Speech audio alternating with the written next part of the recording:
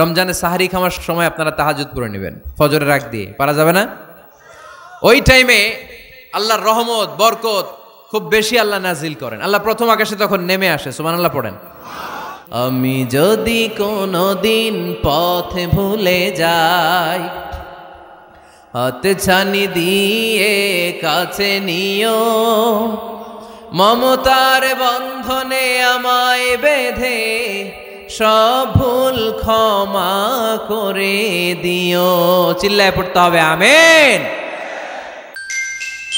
Islamic life, জীবন গড়ুন কোরআন সুন্নাহর আলোকে। প্রতিদিন আমরা কোরআন পড়ব। ফজরের পরেই কোরআন তেলাওয়াতের দরকার আছে না নাই? কারণ এটা নফল ইবাদতের মধ্যে নাম্বার 1। নফল ইবাদতের লিস্টের মধ্যে কোরআন তেলাওয়াতটা নাম্বার কত? আওয়াজ করে কত? তাহলে এখন থেকে আমাদের স্লোগান হোক, ফজরের সালাতের পরে আমরা কোরআন তেলাওয়াত করব ইনশাআল্লাহ। নাই? রাজি আছেন তো সবাই? ফজরের পরপরই যেন গাইবান্ধার প্রতিটি গ্রাম থেকে, প্রতিটি ঘর থেকে কোরআনের সুমধুর বাণী ভেসে আসে, ঠিক কিনা? আমাদের ছেলেমেয়েরা কোরআন শিখুক, কোরআন জানুক, কোরআন শিখে মানুষ হোক, আমরা চাই না? কারণ কোরআন শিখলেই মানুষ হওয়া যায়। কোরআন এসেছে মানুষের মতো মানুষ বানাতে। গরুর পেট থেকে বেরোলে এটা গরু, ছাগলের পেট থেকে বেরোলেই ওটা ছাগল হয়ে যায়, কিন্তু মানুষের পেট থেকে বেরোলেই ওটা মানুষ হয় না, ওটার মানুষ বানাইতে হয়। আর মানুষ বানাইতে হইলে যে কিতাবটা লাগে, ওই কিতাবটার নাম কোরআন। পড়তে জানেন তো সবাই? রিডিং দেখে পড়তে জানেন? একটা অক্ষর পড়লে 10টা নেকি দেয় কে? এক আয়াত পড়লে জান্নাতে আপনার ফ্ল্যাট 1-1 তলা লম্বা করে দেয় কে? পৃথিবীর আর কোনো কিতাবের ব্যাপারে এই ঘোষণা আছে? রবীন্দ্রসঙ্গীত তেলাওয়াত করলে 1 অক্ষরে কত সওয়াব? সওয়াব নাকি মাইর? নজরুল সঙ্গীত তেলাওয়াত করলে 1 শব্দে কত সওয়াব? বাইবেল পড়লে, গীতা পাঠ করলে, রামায়ণ, শ্রীমৎ ভাগবত গীতা, কোনো সওয়াব আছে? কিন্তু কোরআনের একটা অক্ষর পড়লে আমলনামায় 10 নেকি দিবে কে? যারা কোরআন পড়তে জানি না, কোরআন যেন শিখে নেই। এইখানে মাদ্রাসা আছে। এক ভাই সিনেমা কিনে, সিনেমা হল কিনে এটার মাদ্রাসা বানায় ফেলছে। চমৎকার না আইডিয়াটা? পৃথিবীতে আইডিয়ার বড় দাম। Just try to generate new ideas, you will win the world. গোটা বিশ্ব আপনি জয় করবেন যদি মাথায় আইডিয়া থাকে, ঠিক কিনা? কি সুন্দর আইডিয়া ভাইয়ের। আগে ছিল কি? সিনেমা, এখন হয়েছে মাদ্রাসা। এখন কি পারা যাবে না এরকম? ছেলে মেয়েদেরকে মাদ্রাসাগুলোতে দিবেন। মসজিদে সান্ধ্যকালীন কোরআন শিক্ষার আসর করবেন। ইমাম আছেন কারা কারা দেখি? আইম্মাতুল মাসাজিদ, বিভিন্ন মসজিদের ইমাম। ও, অনেক ইমাম আসছে তো, মাশাআল্লাহ মাশাআল্লাহ, হাত নামান। আমি অনুরোধ করব, ছোটবেলায় আমরা মক্তবে যেতাম কোরআন পড়ার জন্য। এই মক্তবের সিস্টেম আশা করি চালু আছে আপনাদের মসজিদে, আছে না? আচ্ছা, এটা ছোটদের জন্য। মুরব্বীদের জন্য একটা সিস্টেম করার দরকার আছে না নাই? বয়স্কদের জন্য কোরআন শিক্ষার আসর। ইমাম সাহেবরা যারা হাত তুলছেন, করা যাবে? হ্যাঁ ইনশাল্লাহ বলেন। বিকেলে বা সন্ধ্যায় বয়স্কদের কোরআন শিক্ষার আসর। আর বয়স্করা যারা পারেন না, একটু যাওয়া যাবে পড়ার জন্য? এগুলো হইতেছে ওয়াজ। আপনাদের খোঁজ খবর নেয়া, কি করলেন, কার কি অবস্থা, কেমনি একটু ইমপ্রুভ করা যায়, কেমনি জান্নাতের রাস্তাটা একটু ক্লিন করা যায়, এক ধাপ এগিয়ে যাওয়া যায়, এগুলোই ওয়াজ, ঠিক কি না? তাহলে যারা আমরা কোরআন জানি না, আজকের এই গাইবান্ধার বিশাল জনসমুদ্রের এই প্রোগ্রাম তখনই সফল হবে যখন এই নিয়ত করে আমরা ফিরতে পারবো যে কোরআন শিখে মরতে চাই। রাজি আছি সবাই? রাজি আছি সবাই? তাহলে নফল ইবাদতের 1 নাম্বার লিস্ট হচ্ছে কোরআন তেলাওয়াত। এই কোরআন তেলাওয়াত করে আমরা আল্লাহর কাছে যেতে চাই। লিস্ট নাম্বার 2, তাহাজ্জুদের সালাত। কিসের সালাত? পড়েননি মাঝে মাঝে নাকি ফজরই পড়তে পারেন না? হ্যাঁ, রব্বুল আলামিন বলেন, ওমিনাল লাইলি ফাতাহাজ্জাদ বিহি নাফিলাতান লাকা আসা আন ইয়াবআসাকা মাকামান মাহমুদা। রাত্রিবেলায় যে ব্যক্তি তাহাজ্জুদের সালাত আদায় করবে তার মর্যাদা বাড়িয়ে দেয় কে? এই যে এপ্রিল মাসে রমাদান আসতেছে না, রমজানে সাহারি খাওয়ার সময় আপনারা তাহাজ্জুদ পড়ে নেবেন ফজরের আগ দিয়ে, পারা যাবে না? ওই টাইমে আল্লাহর রহমত বরকত খুব বেশি আল্লাহ নাজিল করেন। আল্লাহ প্রথম আকাশে তখন নেমে আসে, সুবহানাল্লাহ পড়েন, আর ডাকতে থাকে, এই কার কি লাগবে চাও, কার কি লাগবে। উনি ডাকে দেওয়ার জন্য, আমাদের চাওয়ার সময় নাই, আমাদের চাওয়ার সময় নাই। কার কি লাগবে ওই সাহারির সময় তাহাজ্জুদ পড়ে আল্লাহর কাছে চান, আপনার মনোবাসনা সব পূর্ণ করে দিতে পারে কে? কোরআনে ঘুমের কয়েকটা আরবি আছে।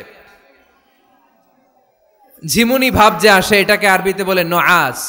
অনেক সময় গাড়িতে বসে থাকলে এরকম ঝিমুনি আসে না, এটার আরবিতে কি বলে? নুআস। আর হালকা সামান্য ঘুম, যেই ঘুমে মানুষ ঘুমায় আবার আশেপাশে কে যেন কথা বলে শোনাও যায়, এরকম একটা পাতলা ঘুম আছে না নাই? এটাকে ইংরেজিতে বলে পাওয়ার ন্যাপ, এটারে বলে সিনা, এটারে কি বলে? আর সিম্পল ঘুম আমরা যেটা রাতে ঘুম দেই এটার বলে নাউম, এটার কি বলে? এই সিনা আর নাউম কোরআনের এক আয়াতে আছে না নাই? আয়াতুল কুরসির ভেতরে লা তাআখুযুহু সিনাতু ওয়ালা নাউম, আল্লাহর সিনাও নাই আল্লাহর নাউমও নাই। তাহলে একটা পেলাম নুআস ঝিমুনি, আরেকটা পেলাম হালকা ঘুম সিনা, আরেকটা পেলাম স্বাভাবিক ঘুম, এটার বলে নাউম, আরেকটা আছে গভীর ঘুম, এটার বলে হুজুদ। এটার কি বলে? সবাই আওয়াজ করে বলতে হবে, এটার কি বলে? হুজুদ। এটা কখন হয়? রাত ৩টার পরে হয়। আহারে কি আরামের ঘুম, কম্বল টাইনা টাইনা ঘুমাইতে মন চায়, অ্যালার্ম বাজতে থাকে, অ্যালার্ম আরেক দিকে ফালাইয়া মজার ঘুম, আর নাক ডাকে, আছে না নাই? এই শেষ রাতের মজার ঘুমটাকে আরবিতে বলে হুজুদ। এই হুজুদের ঘুমকে স্যাক্রিফাইস করে যে নামাজ পড়া হয় ওই নামাজটারে বলে সলাতুল হুজুদ বা সলাতুত তাহাজ্জুদ। পড়েন সুবহানাল্লাহ।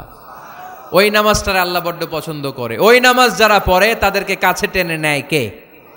মাঝে মাঝে তাহাজ্জুদ পড়তে রাজি আছেন তো সবাই? আল্লাহর নৈকট্য পাওয়ার ৩ নম্বর নফল ইবাদত হচ্ছে দোয়া করা। কি করা? দোয়া করতে রাজি আছেন তো সবাই? দোয়া কিন্তু অনেক পাওয়ারফুল। আর দোয়া মুখুল ইবাদা, দোয়া হচ্ছে ইবাদতের নির্যাস। যে দোয়া করলো না সে কিচ্ছু করলো না, ঠিক কিনা? যার দোয়া মিস তার সব মিস, ঠিক কিনা? এজন্য নামাজের মধ্যে আমরা দোয়া করি। সূরা ফাতিহা হচ্ছে সূরাতুত দোয়া, দোয়ার সূরা। একটা দামি দোয়া আমরা সালাতে পড়ি, আমরা অর্থই জানি না। দোয়াটা হচ্ছে ইহদিনাস সিরাতাল, সবাই পড়েন ইহদিনাস সিরাতাল। আমি যদি কোনোদিন পথ ভুলে যাই, হাত ছানি দিয়ে কাছে নিও, মমতার বন্ধনে আমায় বেঁধে সব ভুল ক্ষমা করে দিও।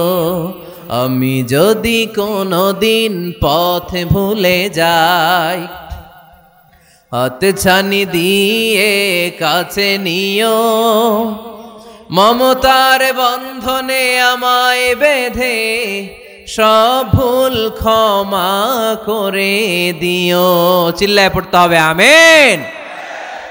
ইহদিনাস সিরাতাল মুস্তাকিম। আল্লাহ আপনি আমারে সরল সঠিক পথ দেখান, আল্লাহ আপনি আমারে সোজা পথ দেখান, কোনো বাঁকা পথে আমাকে নিয়েন না। বিশ্বনবী খেজুরের ডাল ভেঙে মরুভূমিতে একটা ডাক দিলেন সোজা, বললেন এটা সিরাতুল মুস্তাকিমের পথ। আর ডানে বায়ে ছোট ছোট আর অনেকগুলো দাগ টানলেন। বিশ্বনবী বললেন এগুলো শয়তানের পথ, ডান দিকে শয়তান হাতছানি দিবে, মাহফিলে যাইস না, বিপিএল এর খেলায় আয়। শয়তান এভাবে হাতছানি দিবে, মাহফিলে যাবি না, হিন্দি সিরিয়াল দেখতে আয়। শয়তান ডানে বায়ে ডাকবে, মাহফিলে যাবি না, ওই যে কনসার্ট হয় কনসার্ট দেখতে আয়। কোরআনের মাহফিলে যাবি না, ক্যাসিনো খেলার ব্যবসা করতে আয়। ডানে বায়ে ছোট্ট ছোট্ট ডাক দিবে, কোরআনের আন্দোলনে যাবি না, বামপন্থীদের সাথে আন্দোলনে আয়। এরকম সিরাতুল মুস্তাকিমের ডানে বায়ে রাম আর বামপন্থীদের ডাক আছে না নাই? কোনো ডাকে মুসলমান যায় না, ডানে বায়ে কোথাও মুসলমান মুভ করে না। মুসলমান চলে সোজা রাস্তায়। এই রাস্তার নাম হচ্ছে সিরাতুল মুস্তাকিম। চিল্লায় বলতে হবে রাস্তার নাম কি?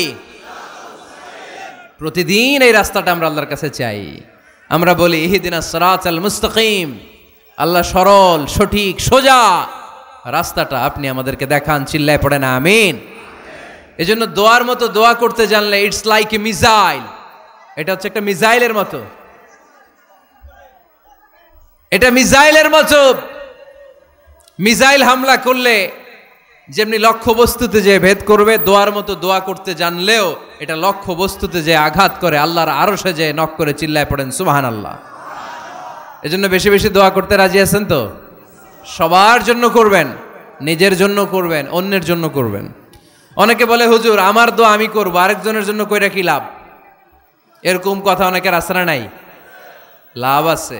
অন্যের জন্য দোয়া করলে ওই দোয়াটা আগে আপনার নিজের জন্য কবুল করে কে?